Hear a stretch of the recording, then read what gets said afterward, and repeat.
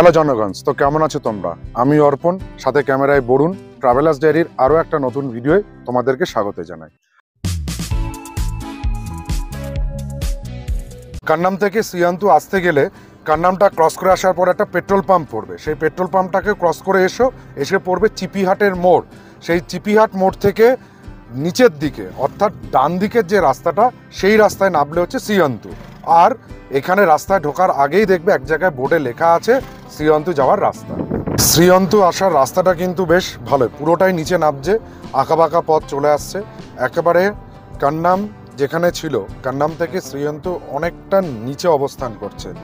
আন্তুপোখরি বা আন্তু লেক যাওয়ার জন্য আমরা পিচের রাস্তা ছেড়ে ডান দিকে একটা পাথুরে এরকম অফরোডিং স্টার্ট করলাম। মানে রাস্তাটা একটু পাথুরে রয়েছে, পিচ নয়, মাটির পাথরের রাস্তা। এটা শর্টকাট দেখালো গুগল বাবা, সেই জন্য আমরা এই রাস্তাটাকেই ধরলাম। হয়তো পিচের রাস্তা দিয়েও যাওয়া যায়।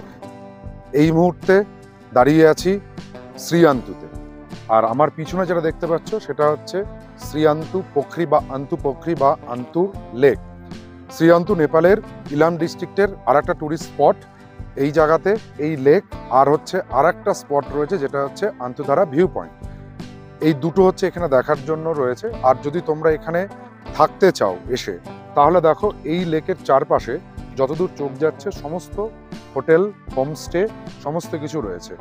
এখানে চাইলে তোমরা ওই ইন্ডিয়ান কারেন্সিতে 1000 থেকে 1200-র ভেতরে রুম পেয়ে যাবে। সেই রুমে তোমরা একটা দিন এখানে বা একটা নাইট তোমরা স্টে করতেই পারো। বাট আমার মতে মনে হয় আইদার তোমরা কান্নামে থেকে একটা নাইট স্টে করে এটাকে সাইট সিনে রাখতে পারো, অথবা শ্রীয়ন্তুতে যদি থাকো স্টে করো, কান্নামটাকে সাইট সিনে রাখো। আলাদাভাবে দুটো নাইট, মানে 1 নাইট কান্নাম আর 1 নাইট শ্রীয়ন্তুতে স্টে করার কোনো প্রয়োজন নেই।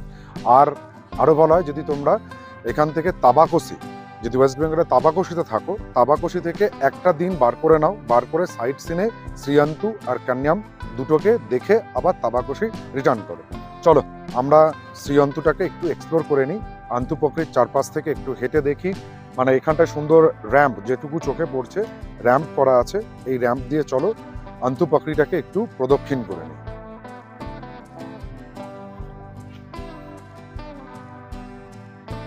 এটা হচ্ছে আন্তুপোখরি বা অন্তু লেকের বোটিংয়ের বুকিং কাউন্টার। এখান থেকে তোমাদেরকে টিকিট করতে হবে। টিকিটের মূল্য হচ্ছে জনপ্রতি 50 টাকা এনআর। এবার সেটা তোমরা ইন্ডিয়ান কারেন্সিতে ক্যালকুলেট করো পার হেড কত করে পড়ছে। সে মতনে এখানে তোমরা প্যাডেল বোট পেয়ে যাবে। আর এখান থেকেই লাইফ জ্যাকেট প্রোভাইড হচ্ছে। এই সমস্ত কিছু করে তোমরা আন্তুপোখরিতে বোটিং করে নিতে পারো। দেখো এই হচ্ছে আন্তুপোখরি। আন্তুপোখরির এই যে লেকে যেটা বললাম বোটিংয়ের অপশান, তোমরা বোটিং করতে পারো। আর দেখো যদি তোমরা এখানে স্টে করতে চাও, পুরো লেকটাকে ঘিরে সামনে থেকে শুরু করে পিছন, ডান দিক, বাঁ দিক সমস্ত জায়গায় বিভিন্ন রকম হোমস্টে তোমরা পেয়ে যাবে। কিছু লাক্সারিয়াস পাবে, কিছু বাজেট হোমস্টে পাবে, কিছু স্ট্যান্ডার্ড পাবে। এবার সেটা তোমরা তোমাদের বাজেট মতন তোমরা সেটাকে করবে। দেখো এইখানে লেকটার যেখানে গাড়িগুলো পার্কিং করছে, সেই পার্কিংয়ের জায়গায় মিরাজ রিসর্টটা বেশ ভালোই লাগলো। কারণ দেখো মিরাজ রিসর্টের যে সিটিং অ্যারেঞ্জমেন্টগুলো সেগুলো পুরো কিন্তু টি গার্ডেনের ভেতরেই রয়েছে। আর এখানে বেশ কিছু এ শেপেড কটেজ রয়েছে যেগুলো এর সৌন্দর্যটাকে আরও বাড়াচ্ছে। এটা one kind of premium homestay বলেই মনে হয়। তাহলে এগুলো নট মোর দ্যান ইন্ডিয়ান কারেন্সিতে মানে 1200 থেকে 1500-র বেশি রুম রেট যাবে না। শ্রীয়ান্তুতে লেকের পাশে যেহেতু সব হোমস্টেগুলো, এগুলো সন্ধ্যাবেলায় কিন্তু সমস্ত হোমস্টেগুলোতে দেখো একটা করে বেশ বড় সড়ো সিটিং অ্যারেঞ্জমেন্ট এবং লাইট দিয়ে আছে। এই লাইটগুলো জ্বললে এখানকার সৌন্দর্যটা সন্ধ্যাবেলায় আরও ভালো লাগে, নাইট লাইফটা। প্লাস এখানে বেশ কিছু মজলিস বসে এবং রিপ্রাইজ ভার্সনে বলিউড হোক বা নেপালি হোক বেশ গান টানগুলো চলে। সেই পরিবেশটা একটা আলাদা হয়। সেটা তোমরা এনজয় করতে চাইলে অবশ্যই শ্রীয়ন্তুতে একটা নাইট স্টে করে যাও। দেখো আন্তুধারা যেটা ভিউ পয়েন্ট আছে, সেই ভিউ পয়েন্টের রাস্তাটা দেখো পাইনের ফরেস্টের মধ্যে দিয়ে মাটির রাস্তা, চওড়া রাস্তা আছে, গাড়ি যায়। আমরা গাড়ি নিয়েই উঠছি। নেক্সনের একটা টেস্ট ড্রাইভ হয়ে যাবে যে নিউ নেক্সন কতটা ক্যাপাবেল 2x2 মানে 2x4 নট 2x2 2x4 সিস্টেমে এই রাস্তায় কতটা যেতে পারে। থার তো অনায়াসেই যায়, নেক্সনের আজকে একটু টেস্ট হয়ে যায়। হেয়ার ইট ইজ, নেক্সন কিন্তু উঠে এসছে পাইনের ফরেস্টের মধ্যে দিয়ে অফ রাইডিংয়ের জন্য। আন্তুধারা ওয়াচ টাওয়ারের ওয়েদারটা একবার দেখো। নেক্সন কিন্তু পরীক্ষায় পাশ করে গেছে। অনেকটা উঁচু রাস্তা ছিল, প্রায় 1.5 কিলোমিটার মতন। অনেকে স্কুটি বা বাইক আনতে নিচে সেখানে পার্ক করে রেখেছে। আমরা কিন্তু সাহস করে নেক্সানকে ভাগিয়ে নিয়ে এসেছি। নেক্সান 100 নিয়ে এসছে কিন্তু আমাদের পাপ্পু ভাই। ওই দেখো পাপ্পু ভাইকে দেখা যাচ্ছে, হেভি ড্রাইভার, কোনো চিন্তা নেই, সব কিছুই আছে। জাস্ট এটা বিষয় নয়, বিষয় হচ্ছে একবার আন্তধারা ওয়াচ টাওয়ারের এখানের ভিউ সিনারিটা দেখো, মানে ওয়েদারটাকে একবার ফিল করো। পাইনের মধ্যে দিয়ে মেঘের আনাগোনা, এক কথায় যেন রোমান্টিসিজম ভরে ভরে উপচে উপচে পড়ছে এই জায়গাটাতে। আর আমরা এখন এর ভেতরে ঢুকবো, আর মানে আশা করছি নয়, একদম কনফার্ম কিছু দেখতে পারবো না, তাও আমরা ভেতরে ঢুকবো। এখানে টিকিট ঘর আছে, দেখি কত করে টিকিট পড়ছে। টিকিট কেটে আমরা এর ভেতরে এখন যাব।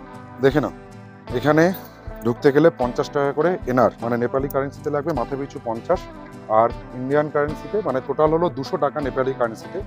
ইন্ডিয়ান কারেন্সিতে কনভার্ট করে আমাদেরকে দিতে হলো 125 টাকা 4 জনের জন্য। চলো ভেতরটায় ঢুকি, কি আছে না আছে। আর এটা কিন্তু নিচ্ছে সৌরাদায় যে মিউনিসিপ্যালিটি আছে, সেই সৌরাদায় মিউনিসিপ্যালিটি থেকে এই টাকাটা কালেক্ট করা হচ্ছে রক্ষণাবেক্ষণের জন্য। আর এটাই হচ্ছে টিকিট। শ্রী আন্তুতে ওয়াচ টাওয়ার, মানে এটা আন্তুধারা ভিউ পয়েন্ট। সেই আন্তুধারা ভিউ পয়েন্টের ওয়াচ টাওয়ার আমরা উঠবো। দেখো ওটা হচ্ছে ওয়াচ টাওয়ারের এন্ট্রি। এখান দিয়ে কিন্তু একটা স্পাইরাল সিঁড়ি উঠে গেছে, যেটা লোহা দিয়ে তৈরি করা। এই সিঁড়ি দিয়ে চলো উপরে উঠে বেশ কিছুটা ওয়াচ টাওয়ারে টায়ারে ভাগ করা আছে। এই টায়ারে দেখো, জানি মেঘ বাগেই বলেছিলাম, খালি কি করবে বলো, ভিউয়ের পুরোটা আমরাও পাচ্ছি না। এই মেঘের আনাগোনাটাই দেখো আন্তধারা থেকে, এটাও ভালো লাগছে, খারাপ লাগছে না। আর এখানে বেশ কিছু অ্যাক্টিভিটিসের ব্যবস্থা রয়েছে। বাচ্চাদের জন্য দোলনা আছে, টায়ার দিয়ে দোলনা বানানো আছে। বাচ্চার মা, বাচ্চার হবু মা সবাই এখানে চড়তে পারো।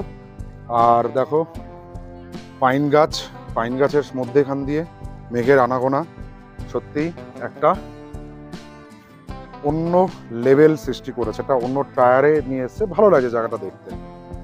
মানে এই মুহূর্তে দাঁড়িয়ে অন্তত আমি নিজেকে ফিল করছি কবি কবি ভাব, আমার কাব্যের অভাব। কাব্য আমার আসে না, আসবেও না। এই সিঁড়িটা ধরে হাইস্ট টায়ার, মানে যেটার দোতলা যেটা আছে, আর একটু উপরে উঠি। এটা হচ্ছে আন্তুধারা ওয়াচ টাওয়ারের একদম সব থেকে উঁচু টায়ারটা দাঁড়িয়ে আছে।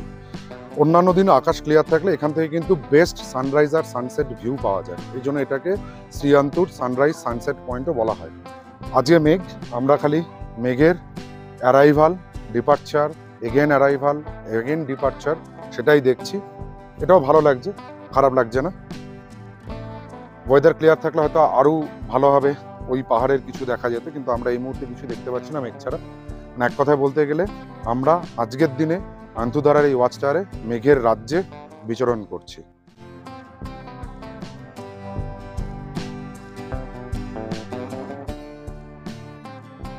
আন্তুধারা আসার পথটা কিন্তু সত্যি খুব রোমান্টিক এবং রোমাঞ্চকর। দেখো এই পাইনের ফরেস্টের মধ্যে দিয়ে ধীরে ধীরে হেঁটেও যদি তোমরা আসো বা বাইকেও আসো, গাড়িতে আসো, একটা অনাবিল আনন্দ তোমরা এখানে পাবে। প্রকৃতির মধ্যে একেবারে সম্পূর্ণভাবে নিজেকে একা একা আর একা, এজন্য একটা মায়াবী নীরবতা রয়েছে এখানে। আমি অবশ্য সেই নীরবতাটাকে ভঙ্গ করছি আমার বলার মাধ্যমে। তাহলেও একবার চুপ করে কান পেতে শোনো প্রকৃতির ভাষা।